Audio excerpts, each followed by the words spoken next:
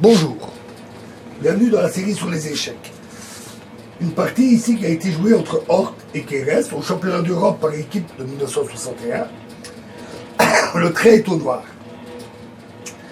Une partie complexe, tranchée, où chacun possède des pions passés, menaçants,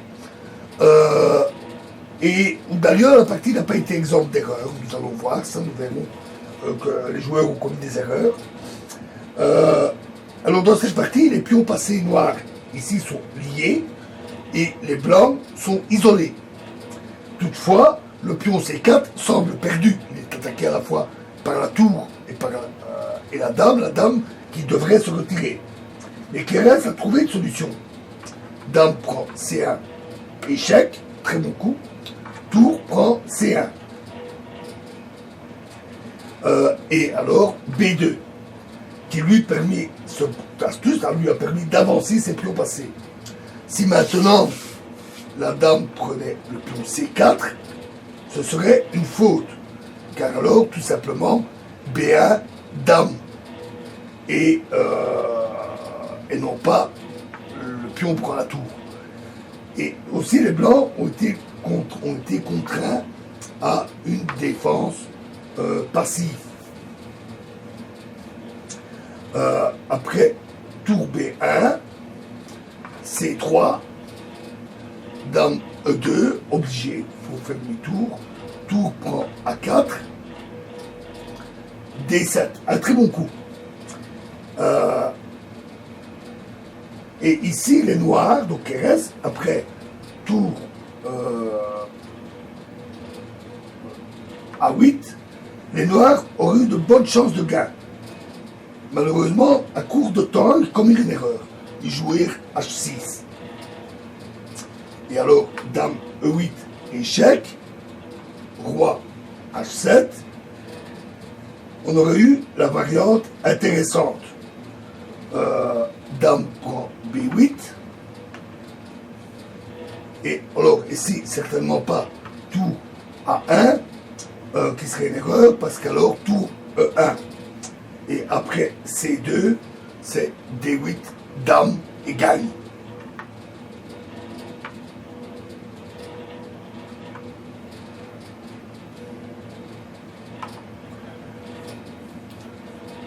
Donc C2 directement, c'est le bon coup.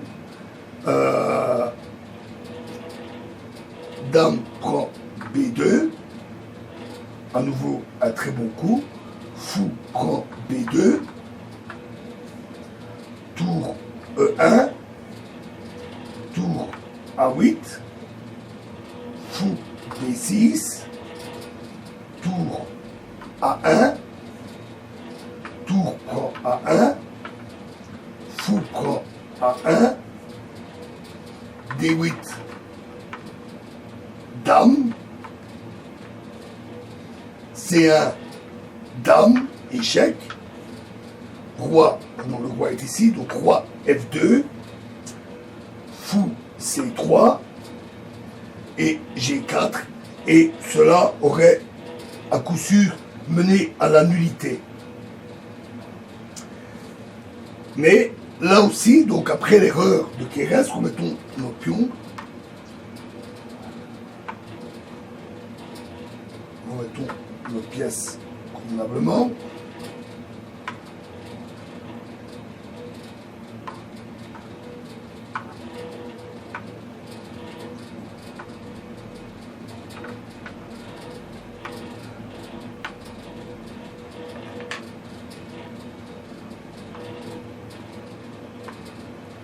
Donc, dame prend C1, tour prend C1, B2, tour B1, C3, dame E2, tour prend A4, D7, et donc Keres a malheureusement commis une erreur, H6, dame E8, échec, roi H7, et donc, comme j'avais dit, dame prend B8, le bon coup.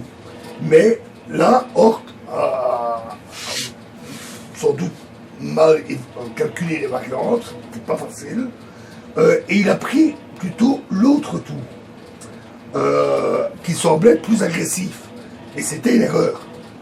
Joue D8, dame, tour prend D8, dame prend A4. Ça, c'était une erreur. Et à ce moment-là, tour D2. Et donc, cette fois-ci, Hort n'a plus de défense contre ces deux. Les tours se déplacent très facilement. Déterminer qu'une tour est plus agressive qu'une autre n'est pas nécessairement trivial. Et les Noirs ont forcé le gain par un jeu, cette fois-ci, tout à fait précis. Tour prend B2, C prend B2, dame B3, tour D8. Dame C2, tour B8. Tous des bons coups. Dame B1, si dame prend F5, échec, alors G6, dame B1 et tour A8, de toute façon. Donc, dame B1, G6, pour empêcher ce coup, G4, tour A8, ben non, de toute façon, donc roi G2, pour éviter le clouage de la dame, tour A1, dame C2, B1, dame, dame C7, échec, les derniers espoirs, fou G7, fou D4, qui attaque à la fois le fou et la tour, dame F1, échec, roi G3, et un très bon coup, F4, échec, roi prend F4, dame C1, échec, et là, les noirs abandonnèrent. Pardon, les blancs abandonnèrent. Donc, dans la prochaine vidéo, on verra un exemple intéressant d'élimination des pièces qui bloquent nos pions passés liés. Je vous remercie.